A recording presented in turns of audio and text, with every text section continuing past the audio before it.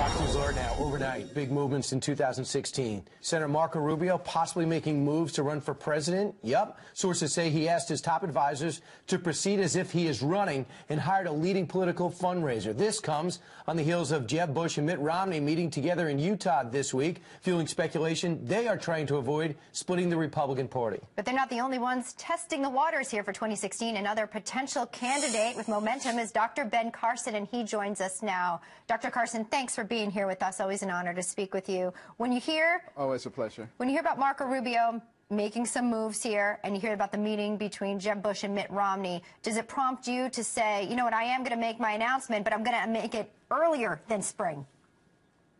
No, it doesn't do that at all. You know, I'm very meticulous. I'm a surgeon.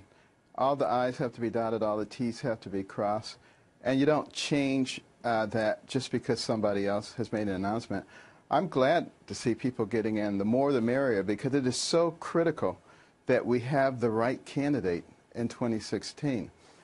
Making an error and allowing another progressive to get in who can appoint 2 or 3 more Supreme Court judges will have a profound effect on what America becomes. Dr. Carson, since you came out and you started considering it really since that prayer breakfast with the president in tow, where you separated yourself from him and his beliefs, you've been attacked for some of your beliefs when it comes to right to life. They've been examining your best-selling book. Do you ever say to yourself, I'm going to claim brain surgeon. Why do I need these attacks? Why do I need this personal anguish? Certainly that has crossed my mind, but when I look at what's happening to America, you know, most of my life was spent, you know, trying to give life to children, trying to give them quality of life. And now when I look at our nation and I understand, you know, we have an $18 trillion debt and we're throwing away so many of our values, I wonder what kind of quality of life they will have. I have to fight for that. Sure.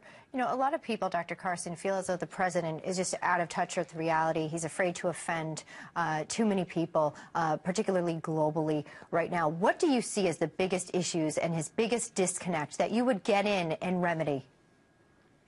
Well, I think the biggest thing is that he doesn't quite realize that government employees, including the president, are just that, employees of the people. And this country was designed with the people at the center. The government is supposed to conform to the people, not the other way around. And I don't think he quite understands that concept.